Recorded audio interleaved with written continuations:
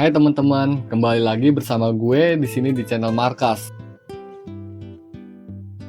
Kali ini kita akan membahas sejarah terbentuknya Pancasila. Pada akhir tahun 1944, rakyat Indonesia melihat secercah harapan untuk lepas dari genggaman jajahan Jepang. Pasalnya, pada saat itu Jepang yang sedang mengambil peran dalam Perang Dunia Kedua sedang mengalami kekalahan yang membuat Jepang terdesak. Hal ini ujung-ujungnya berdampak pada wilayah jajahannya. Karena kondisi Jepang yang sedang terpuruk dan tidak ingin kehilangan Indonesia kepada sekutu yang tidak lain adalah Amerika, Jepang butuh dukungan dari rakyat Indonesia. Sehingga mereka membuat janji, Bung. Mereka membuat janji kepada Indonesia akan memerdekakan Indonesia. Dan sebagai bukti kesungguhan mereka, dibentuklah BPUPKI pada tanggal 29 April 1945. Yang tujuannya untuk mempersiapkan kemerdekaan Indonesia setelah Perang Dunia berakhir. Tapi Bung, selalu ada tujuan lain, maksud terselubung dari pihak yang superior untuk mempertahankan hegemoninya. Tujuan lainnya yaitu untuk meredam semangat bangsa Indonesia supaya tidak membahayakan kedudukan Jepang dan mau membantu Jepang dalam menghadapi sekutu. Sidang pertama BPUPKI membahas dasar negara Indonesia. Sidang berlangsung selama 3 hari. Para tokoh seperti Muhammad Yamin dan Supomo secara bergantian mengusulkan pandangannya tentang konsep dasar negara. Lalu pada hari ketiga Soekarno maju dengan konsepnya yang diberi nama Pancasila. Atas saran dari seorang teman yang juga seorang ahli bahasa, beliau adalah Muhammad Yamin. Menurut Soekarno, 5 prinsip cukup untuk menjadi dasar suatu negara. Usulan Soekarno yaitu adalah 1. Kebangsaan Indonesia, 2. Internasionalisme, 3. Mufakat, 4. Kesejahteraan sosial, dan 5 adalah ketuhanan. Dan dari usulan Soekarno yang menjadi awal perumusan Pancasila, yang kemudian terbentuklah Panitia 9 yang bertujuan menampung usulan dan menyelaraskan konsep-konsep atau ide dari para anggota BPUPKI dalam perumusan dasar negara. Pada tanggal 22 Juni tahun 1945, rilis Piagam Jakarta. Piagam Jakarta ini adalah hasil kerja dari Panitia 9 yang merupakan naskah rancangan pembukaan dasar hukum. Namun, di paragraf terakhir Piagam Jakarta berbunyi sila pertama, ketuhanan dengan kewajiban menjalankan syariat Islam bagi pemeluk-pemeluknya. Kalimat ini dikenal dengan 7 kata. Beberapa anggota BPUPKI merasa 7 kata ini akan menimbulkan dampak yang besar bagi agama lain. Selain kurang bisa mewakili keadaan bangsa Indonesia yang memiliki keberagaman dalam memeluk agamanya, anggota lain juga banyak pro kontra dalam membahas permasalahan ini. Diskusi alot tak terelakkan di sini. Di sisi lain, pada tanggal 6 Agustus 1945, Jepang mendapat hadiah dari Amerika, yaitu Little Boy.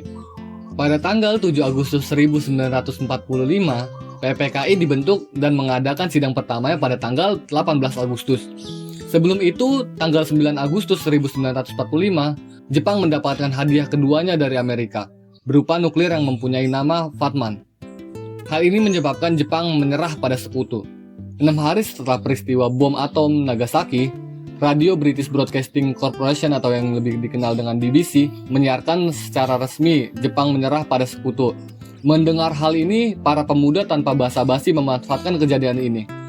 Karena pada saat itu Indonesia berstatus vacuum of power, bisa dikatakan Indonesia lepas dari kekangan Jepang. Dan mendesak Soekarno dan Hatta agar segera memproklamirkan kemerdekaan. Namun karena memang sudah tua ya, dan demi kebaikan terjadilah peristiwa penculikan Rengas Dengklok. Muhammad Hatta mengusulkan perubahan 7 kata tersebut menjadi ketuhanan yang Maha Esa. Usulan itu diterima oleh PPKI dan secara resmi pada tanggal 18 Agustus 1945, 7 kata itu dihapus. Pancasila memiliki nilai-nilai yang harus dijadikan landasan dalam mengambil keputusan, bersosial, dan berperilaku dalam kehidupan. Nilai-nilai dalam Pancasila berakar dari peradaban nenek moyang bangsa ini. Pancasila saling berhubungan satu sama lain. Sila pertama dengan sila kedua dengan sila ketiga, dan juga sila ketiga sampai seterusnya. Penerapan Pancasila harus dilaksanakan secara keseluruhan, tidak terpisah-pisah. Dengan begitu, esensi Pancasila dalam bernegara dapat diwujudkan secara nyata. Meskipun banyak pertikaian yang menodai nilai-nilai Pancasila, seperti isu rasisme, pelanggaran HAM, kasus korupsi, konflik agama, bukan berarti Pancasila itu utopis. Kita dapat mewujudkan kesejahteraan dan mengubah keadaan saat ini menjadi lebih baik. Memang terdengarnya agak melelahkan dan juga membuat kita putus asa. Tapi itulah proses yang membuat bangsa kita ini menjadi bangsa yang kuat. Berikut ada 5 dasar sila yang telah diresmikan. Manusia Indonesia percaya dan takwa terhadap Tuhan Yang Maha Esa, sesuai dengan agama dan kepercayaannya masing-masing, serta mengembangkan sikap menghormati dan bekerja sama antar pemeluk agama.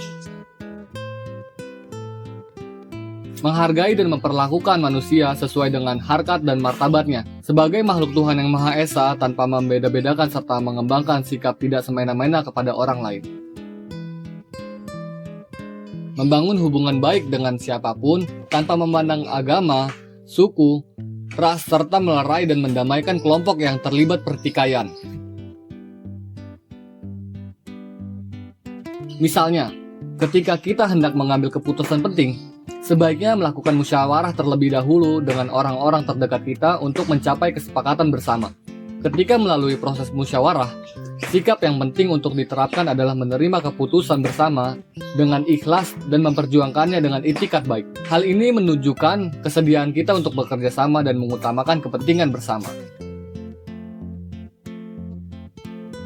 Selalu melakukan kegiatan gotong royong atau berpartisipasi dalam kegiatan masyarakat seperti kerja bakti dan tidak membedakan latar belakang agama, suku, ras, golongan, dan sebagainya.